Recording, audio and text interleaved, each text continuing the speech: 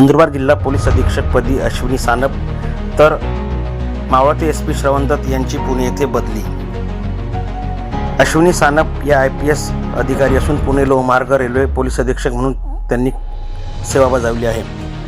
त्यांनी रेल्वे स्थानकावर महिला सुरक्षा, बालकांची तस्करी रोखणे, गुन्हेगारांचा शोध घेणे आणि प्रवाशांच्या सुरक्षेसाठी विविध उपाययोजना प्रभावीपणे राबवल्या। अश्विनी सानप यांनी पदोन्नतीनंतर विविध महत्त्वाच्या पदांवर काम केले आहे। लोहमार्ग पुणे अधीक्षक पदाचा कार्यभार सांभाळण्यापूर्वी त्यांनी राज्य सुरक्षा महामंडळात अधीक्षक म्हणून सेवा बजावली आहे। लोहमार्ग पोलीस अधीक्षक या नात्याने त्यांनी रेल्वे स्थानकावर प्रवाशांच्या सुरक्षेसाठी कडक पावले उचलली आहेत। प्रवाशांचे मोबाईल चोरणाऱ्या टोळ्यांचा पर्दाफाश करणे आणि रेल्वे परिसरात गस्त वाढवणे यावर त्यांचा विशेष भर होता। महिला आणि बालकांच्या सुरक्षेसाठी रेल्वे स्थानकावर स्वतंत्र महिला कक्ष, CCTV यंत्रणा बसवणे आणि मानव तस्करी रोखण्यासाठी ठोस उपाययोजना राबवण्यात त्यांचा मोठा पुढाकार होता।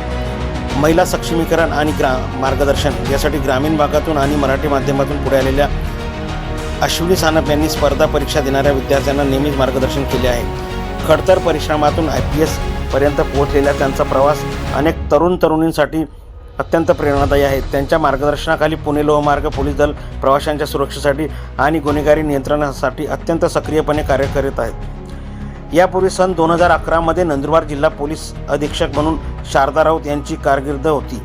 त्यांनी आपली कारकीर्द चांगली गाजवली होती। गणेशोत्सव सप्टेंबर महिन्यात सन 2011 दरम्यान घडलेल्या एका जातीय दंगलीत त्यांनी अत्यंत तत्परतेने शहरातील दंगलीवर नियंत्रण मिळवले होते। तब्बल 15 वर्षांनंतर नंदुरबार जिल्हा पोलीस दलात महिला पोलीस अधीक्षक म्हणून अश्विनी सानप दाखल होत आहेत। त्यांच्यापुढे देखील नंदुरबार जिल्ह्यातील गुन्हेगारी आणि अवैध व्यवसाय आव्हान ठरणार आहे। नंददर्पण न्यूज लाईक करा, सबस्क्राईब करा आणि शेअर करा। धन्यवाद।